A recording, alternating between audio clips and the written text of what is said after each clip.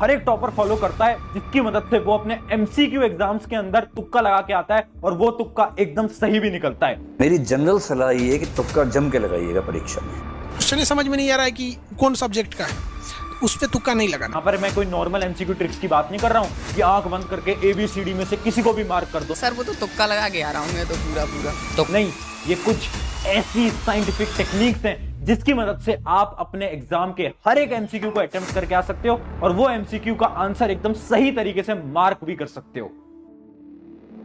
सो hi everyone, मेरा नाम है Prashant, mentor of thousands of students. देखो, अगर आज आप ये सोच के आए हो कि मैं कुछ आपको जादू मंत्र बता दूंगा, मैं आपको कुछ ऐसी तुक्का स्ट्रैटेजी बता दूंगा जिससे कि आप बिना पढ़े टॉपर बन जाओगे, ऐसा तो पॉसिबल नहीं है। अगर आप ये सोच के आए हो, इस वीडियो को छोड़ सकते हो, क्योंकि आज मैं आपको साइंटिफिक एमसीक्यू ट्रिक्स बताने वाला हूं। ये कुछ ऐसी साइंटिफिक टेक्निक्स है ना जो कि हर एक टॉपर फॉलो करता है। यहां पर मैं आंख बंद करके तुक्का लगाने के लिए नहीं कह रहा हूं कि बी लगाओ, सी लगाओ, डी लगाओ, ये नहीं कह रहा हूं मैं बोल रहा हूं कैसे आप ऑप्शंस को एनालाइज करके अपने दिमाग से इन टेक्निक्स को फॉलो करके किसी भी एग्जाम को बहुत आसानी से क्रैक कर सकते हो। आप किसी भी एग्जाम की बात कर लो, चाहे बोर्ड एग्जाम हो, अब तो बोर्ड एग्जाम के अंदर भी एमसीक्यू आते हैं, स्कूल लेवल एग्जाम के अंदर भी एमसीक्यू आते हैं, जेईई, नीट, यूपीएससी सबके अंदर एमसीक्यू आते हैं और हर एक टॉपर इन टेक्निक्स को फॉलो करता है। तो चलिए स्टार्ट करते हैं। सबसे पहले हम ये देखते हैं कि 3 टाइप के हमारे क्वेश्चंस होते हैं। पहला टाइप क्या है? पहले टाइप के वो क्वेश्चंस होते हैं जो कि हमें बिल्कुल अच्छी तरीके से आते हैं, वो तो आपको पता ही है। कुछ क्वेश्चंस ऐसे होते हैं जो कि आपको आते हैं, कुछ क्वेश्चन ऐसे होते हैं जो कि आपको नहीं आते, और कुछ क्वेश्चन ऐसे होते हैं जो कि आपको कंफ्यूज करते हैं, जिसमें आपको लग रहा है कि आंसर ए भी हो सकता है यार, बी भी हो सकता है, सी भी हो सकता है, बट मैं कंफ्यूज हूं, मुझे याद तो है बट मैं कंफ्यूज हूं, है ना। अब देखो, जो आपको आते हैं वो तो आप आराम से टिक करके आओ, बट ये जो 2 पार्ट है ना, ये जो 2 क्वेश्चंस है ना, इन दोनों के अंदर आप तुक्का स्ट्रैटेजी को यूज करके आओ, आप साइंटिफिक गेस को यूज करके आओ। पता है कैसे?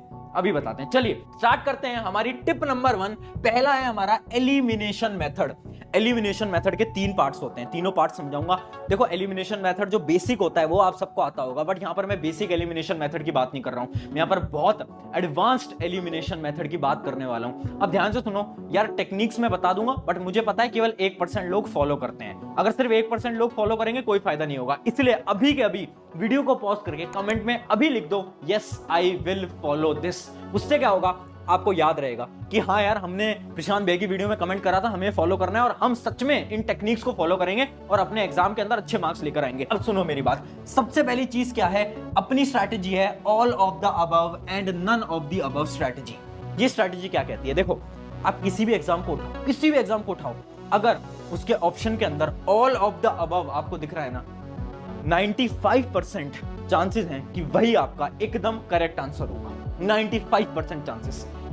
ये हमें कैसे पता? हमने बहुत सारे सैंपल पेपर को एनालाइज करा है, बोर्ड एग्जाम को एनालाइज करा है, जेईई एग्जाम को एनालाइज करा है, नीट एग्जाम को एनालाइज करा है। ऑल ऑफ द अबव हर बार सही आंसर निकलता है, 95% चांसेस है। और नन ऑफ द अबव अगर आपको कहीं भी दिख जाए तो उसकी सही होने की प्रोबेबिलिटी केवल और केवल 10% है। जब भी आपको नन ऑफ द अबव दिखे तो उससे दूर हट जाना, है ना, क्योंकि बहुत कम चांसेस हैं कि वो आंसर हो पाएगा। चलिए अब बढ़ते हैं। ये तो बहुत ज्यादा बेसिक एलिमिनेशन टेक्निक थी, अब बढ़ रहे हैं थोड़ी एडवांस एलिमिनेशन टेक्निक के अंदर, और ये बहुत ज्यादा इंपॉर्टेंट है। देखो, अपनी एलिमिनेशन टेक्निक के अंदर है रिमूव एक्सट्रीम वैल्यूज। एक एग्जांपल से समझाता हूं, बहुत इंपॉर्टेंट एग्जांपल है, ध्यान से देखना। देखिए, जैसे कि एक सवाल है, आप देख सकते हो ये इसके ऑप्शंस हैं, ये है ऑप्शन ए, ये ऑप्शन बी, ये है सी, ये है डी। ए ऑप्शन है 0, बी है 27, सी है 37, ए है अपना 102।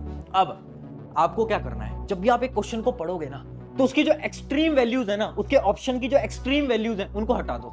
जैसे कि इसकी एक्सट्रीम वैल्यूज क्या है, एक है 0, एक है 102, इन दोनों को हटा दो। आंसर हमेशा 27 और 37 में से होने वाला है।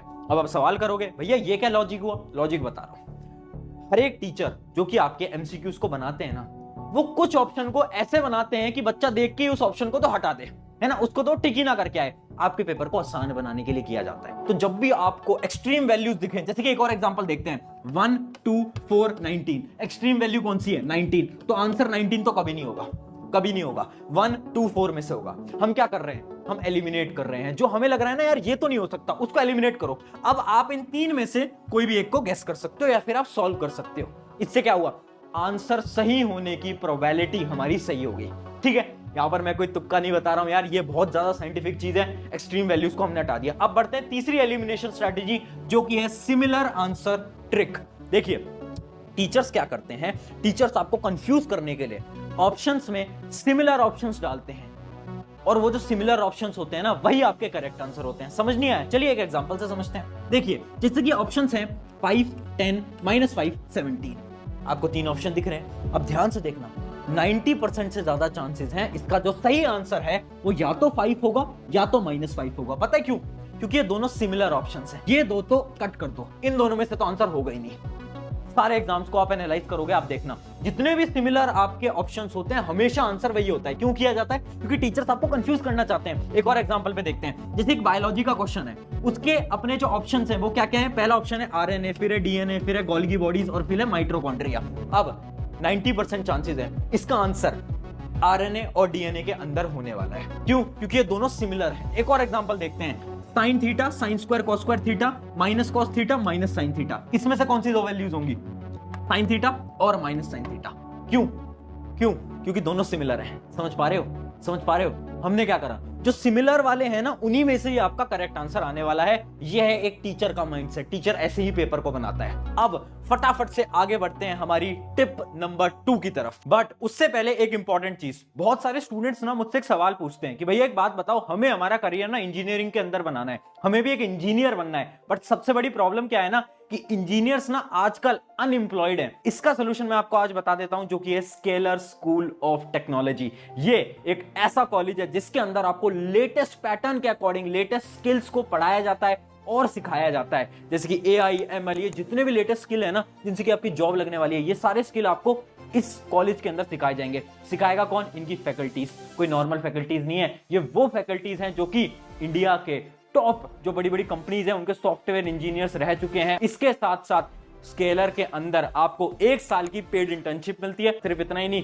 सबसे अच्छी चीज क्या है ना कि स्केलर स्कूल ऑफ टेक्नोलॉजी के अंदर बहुत सारे नए नए इनोवेशंस किए जाते हैं। जैसे कि इनका एक बहुत अच्छा पार्ट है जिसको हम बोलते हैं बैच सक्सेस मैनेजर, जो कि हर एक स्टूडेंट के साथ हमेशा रहता है 24/7। और इसी सारी चीजों का नतीजा है कि 1 साल के अंदर जो स्केलर स्कूल ऑफ टेक्नोलॉजी है वो बहुत सारे स्टूडेंट्स को बड़ी बड़ी कंपनीज के अंदर प्लेस करवा चुके हैं। सारी डिटेल आपकी डिस्क्रिप्शन में मिल जाएगी। अगर आपको अपने करियर को बहुत अच्छी तरीके से बनाना है तो ये आपके लिए बहुत शानदार, बहुत बेहतरीन रहने वाला है। अब चलिए आगे बढ़ते हैं हमारे पॉइंट नंबर 2 की तरफ। तो देखिए ये है आपकी टिप नंबर 2। स्क्रीन पे आप देख सकते हो ब्रेन सिग्नल टेक्निक। अब हम बहुत ज्यादा साइंटिफिक अंदर जा रहे हैं, एकदम साइंटिफिकली हम चीजों को समझने वाले हैं। ये जो टेक्निक है ना ये आपके ब्रेन की टेक्निक है और ये आपको पूरे यूट्यूब पे कहीं नहीं मिलने वाली। ध्यान से सुनो, 2 मिनट मेरी तरफ ध्यान से देखना, कंसंट्रेट करके मेरी बात को सुनो। देखो कितनी बार ऐसा हुआ है ना कि आप एग्जाम के अंदर एक एमसीक्यू को देख रहे हो और आपको याद तो आ रहा है यार ये एमसीक्यू कहीं ना कहीं तो देखा हुआ है, इसका आंसर मुझे आता तो है, बट आप कंफ्यूज हो। आपको लग रहा है यार आंसर ए भी हो सकता है, बी भी हो सकता है, सी भी हो सकता है, डी भी। थोड़ा बहुत कंफ्यूजन हो रही है, होता है ना ऐसा,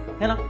उन क्वेश्चंस के लिए क्या करना चाहिए इसको एक एग्जांपल से समझाते हैं। इमेजिन करो आप स्कूटी या बाइक लेकर आए रात को अपने घर पे, आपने घर पे खड़ी कर दी और आपने चाबी कहीं पर रख दी। अब अगले दिन सुबह आप चाबी को ढूंढ रहे हो, पूरे घर में ढूंढ ली, कहीं नहीं मिल पा रही। अब आप क्या करोगे? कैसे याद करोगे? अब आप ये याद करोगे सबसे पहले कि लास्ट टाइम बाइक मैंने कब ली थी। अच्छा मैं रात को बाइक लेकर आया था, रात को बाइक लेकर आई थी। अच्छा ठीक है, उसकी जो की थी, उसकी जो चाबी थी वो मैंने कहाँ रखी थी? अच्छा मैंने बेड पे रखी थी। हाँ यार रात को मैंने बेड पे रख दी थी। ऐसे याद करते हो ना, ऐसी चीजों को याद करते हो ना। सिमिलरली अब हमें हमारी पढ़ाई के अंदर भी ऐसे ही हमारे आंसर्स को याद करना है। देखो एग्जाम के अंदर मानो ABCD 4 ऑप्शन है, अब आपको याद नहीं आ रहा, आपको लग रहा है यार मैंने कहीं तो पढ़ा था, तो पता क्या करो, सबसे पहले आंसर को मत देखो, अब ये सोचो कि ये किस चैप्टर का सवाल है। आपने ढूंढ लिया, अच्छा ये वाले चैप्टर का क्वेश्चन है। अब खुद से पूछो उस चैप्टर में से किस टॉपिक का ये सवाल है। जब ये सवाल पूछोगे ना ऑटोमेटिकली आपको उसका आंसर याद आ जाएगा। अब होता क्या है ना, जब ये रिकॉल करते हो ना कि अच्छा ये इस चैप्टर का सवाल है और इस चैप्टर में इस टॉपिक का सवाल है, तो आपके जो न्यूरॉन्स है ना ब्रेन के अंदर वो कनेक्ट कर जाते हैं और उसका जो आंसर है, उसकी जो मेमोरी है वो आपको अचानक से रिकॉल हो जाती है। तो ये इसके पीछे का साइंटिफिक कॉन्सेप्ट है। अब ये करोगे ना एग्जाम के अंदर, अचानक से आपको आंसर याद आ जाएगा। अगर फिर भी आंसर याद नहीं आता, देखो क्या करो, कुछ क्वेश्चन को छोड़ो, आगे बढ़ो। अब क्या होगा, जब आगे बढ़ोगे धीरे धीरे आप और क्वेश्चन को सॉल्व करते रहोगे, अचानक से क्या होगा, आप एक सवाल को सॉल्व कर रहे हो, अचानक से आपके दिमाग के अंदर आया यार वो जो पिछला एक सवाल था ना MCQ वाला जो मैंने छोड़ दिया था, उसका आंसर बी होना चाहिए। अचानक से आपको याद आएगा। क्यों? क्योंकि शायद आपके जो न्यूरॉन्स हैं वो लेट कनेक्ट करे और आपको मेमोरी के अंदर रिकॉल हुआ कि उसका आंसर बी होता है। ठीक है, आगे बढ़ते हैं। अगली टेक्निक है हमारी B and C option strategy. देखो ये साइंटिफिक स्ट्रेटजी नहीं है, ये रिसर्च बेस्ड स्ट्रेटजी है। हमने बहुत सारे सैंपल पेपर्स को रिसर्च करा है, बोर्ड एग्जाम के, जेईई एग्जाम के, नीट एग्जाम के, और हमें ये पता चला है कि 70% जो आंसर्स होते हैं ना वो बी या फिर सी में से होते हैं। या तो बी ऑप्शन होगा या तो सी ऑप्शन होगा। हाँ, तो इसका क्या मतलब है, जब भी आपको कंफ्यूजन हो कि मैं ए को लगाऊं या फिर मैं सी को लगाऊं, तो आप सी को पहले प्रेफरेंस देना या फिर बी को पहले प्रेफरेंस देना। आंसर हमेशा बी एग्जाम सर पर और आपको करना है परफेक्ट रिवीजन। एलन ऐप के फ्री रिवीजन कोर्सेज के साथ IIT जेईई या नीट के लिए ऑफलाइन कोचिंग जाना चाहते हो? मैं तुम्हें बताता हूं भारत की सबसे बेहतरीन या सीमे से देखने को मिलता है। भैया इसका रीजन क्या है? इसका रीजन ये है, एक टीचर की सोच से सोचो। एक टीचर ये नहीं चाहता कि आपको पहला ही आंसर जो ए ऑप्शन है, ऑप्शन पढ़ती है आपको पता चल